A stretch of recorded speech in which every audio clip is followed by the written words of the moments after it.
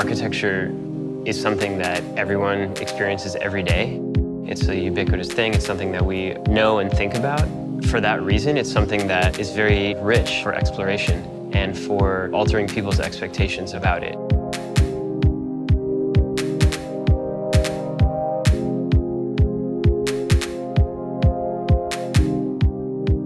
My background is primarily as a visual artist.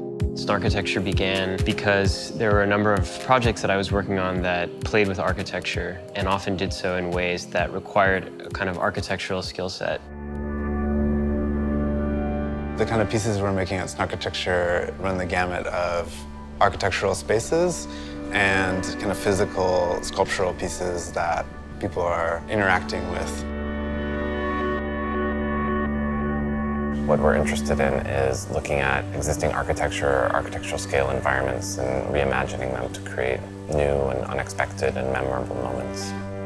The building that we're in right now functions both as the Snarkitecture headquarters and my studio as well.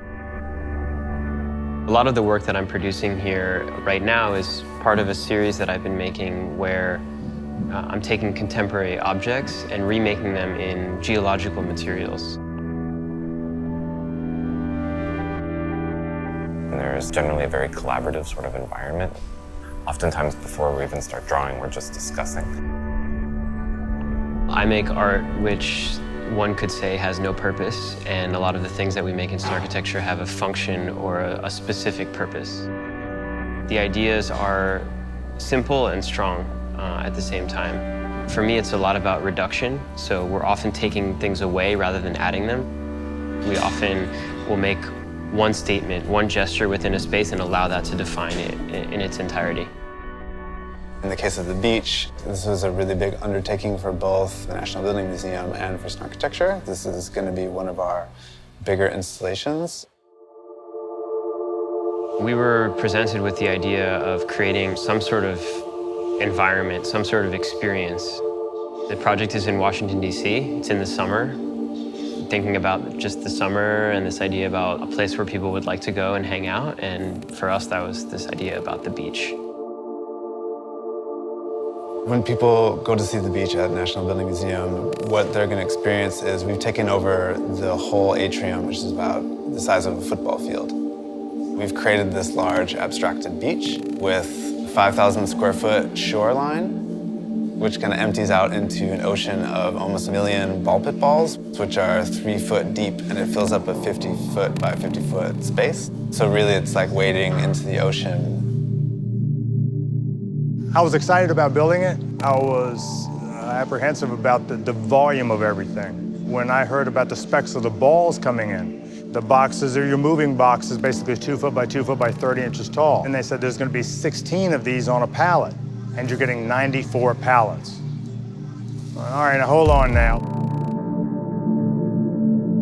Material is something that we pay a lot of attention to, whether that be an architectural material or bringing a material that you wouldn't expect in an architectural context. I think reduction is a big part of what we're doing, or abstraction. So taking something familiar, in the case of the beach, reducing, say, the color palette to like all white, transforms it to kind of an extraordinary experience. The aesthetic is very much that of Snarkitecture's. They seem to want to just present the essence of the structure without any distraction. For us, I think it was more about the concept of water and creating a sort of more pure environment. We're very much interested in an architecture that is inclusive of all different types of people. Everything that we create is done with the intention of it functioning for a 5-year-old and an 85-year-old. I'm looking forward to being in it myself, and I'm also looking forward to just grabbing my son and throwing him in it and seeing his experience with it.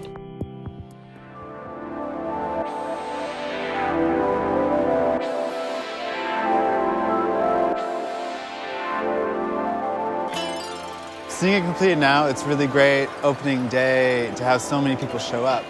I think the first person in here was a little boy who just ran straight into the balls, like no stopping.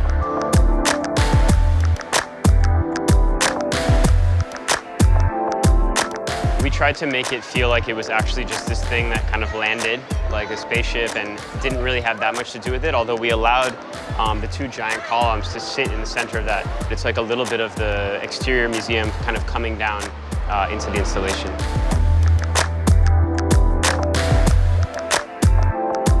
There's certain emotions that are tied to being at a beach, and when you see this at first, it's very stark. And I think the scale takes you away, but once you're in it, it becomes very familiar.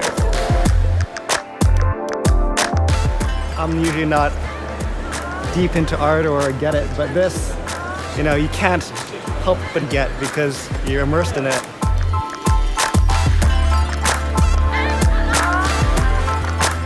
Interactive part is awesome. Because a lot of times, you know, you can't touch the art and things like that. Right now, you can kind of be in the art.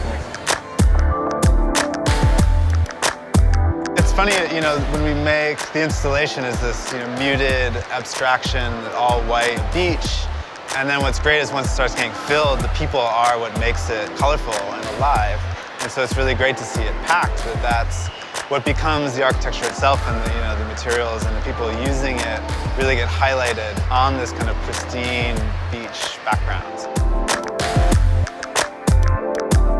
Just visually, I think the experience of being in it, but also watching other people in it, it's such a unique environment and not something that you see visually anywhere.